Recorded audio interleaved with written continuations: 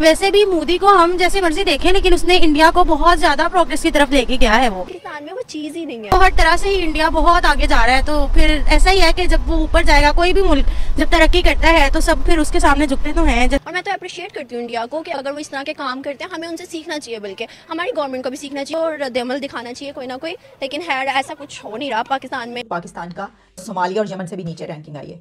आपको क्या लगता है कि हम उनका मुकाबला इन फ्यूचर कर पाएंगे? मुश्किल है, क्योंकि देखिए इतने सालों से ऐसा हुआ नहीं है। ठीक है,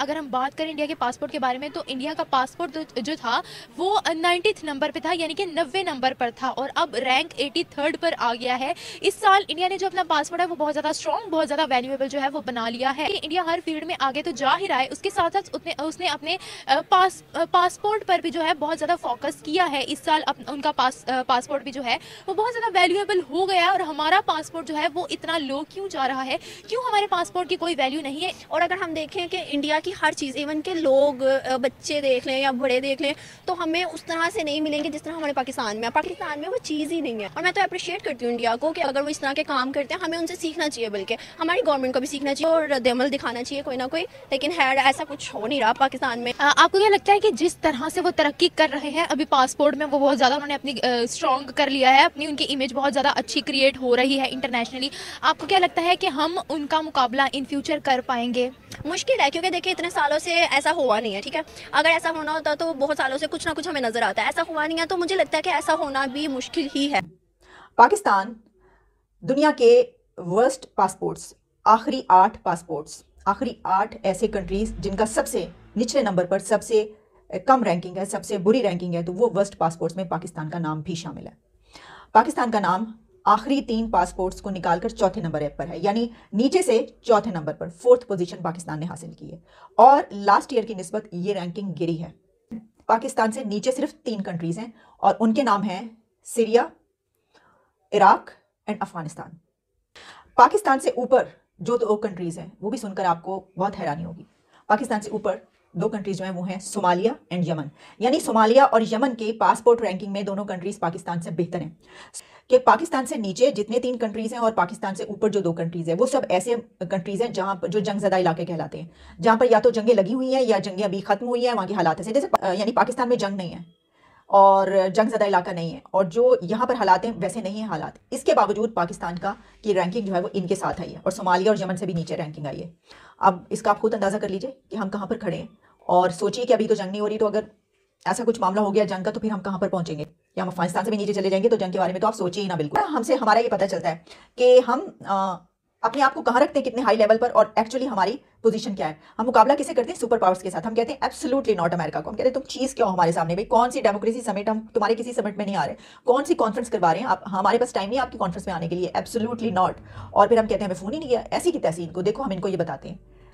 हमारी जो कहना चाहिए फैंटेसी है वो ये है, हमारा परसेप्शन अपने बारे में ये है, लेकिन दुनिया का हमारे बारे में वही परसेप्शन है जो रियलिटी है। यानी हमारा पासपोर्ट की रैंकिंग जो है वो 108 पे आ रही है, क्योंकि इंडिया से भी बहुत ज़्यादा हम अपना कंपैरिजन करते हैं। देखिए इंडिया की रैंकिंग इस मर्तबा कहा जा रहा है कि इंप्रूव हुई है। इंडिया ने वर्ल्ड रैंकिंग पासपोर्ट में इंप्रूव किया अपने आप को, और उसकी जो नंबर है पासपोर्ट इस वक्त जिस नंबर पर आया है वो है 83 नंबर पर इंडिया का पासपोर्ट है।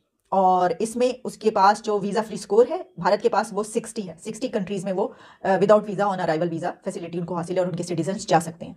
तो पाकिस्तान से तो आप समझ लीजिए को 25-30 के करीब जो है ये बहुत बड़ा मार्जिन है, जिस तक आपको पहुंचने में पता नहीं साल या सदियां कितनी लगेंगी।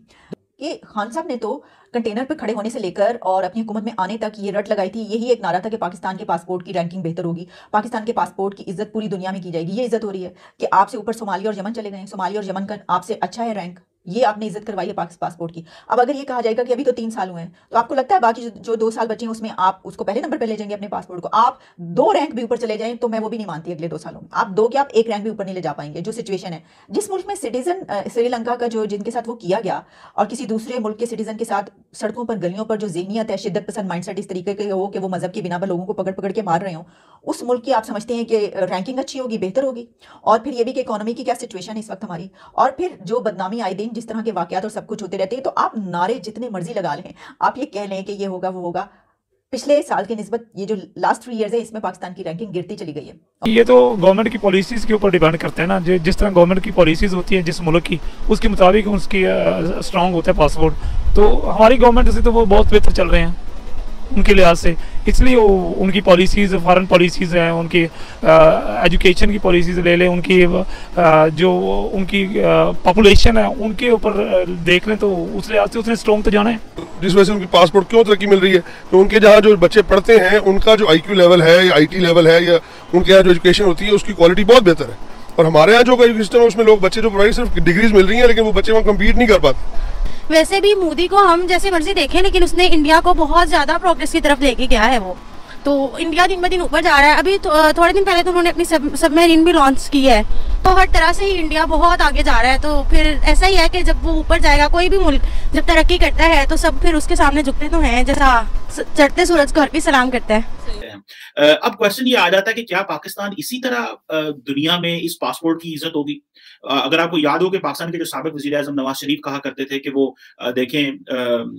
मैं ग्रीन पासपोर्ट की इज्जत हुआ करेगी और ग्रीन पासपोर्ट जो है वो उसकी वैल्यू होगी। अगर आपको याद हो, एक पाकिस्तानी एक्ट्रेस है सबा कमर, उन्होंने कुछ अर्सा पहले एक इंटरव्यू में कहा था कि मैं शायद इंडियन क्रू के साथ कहीं काम करती थी, कोई शायद किसी ड्रामा में या वेंचर में या मूवी में किसी में काम करती थी।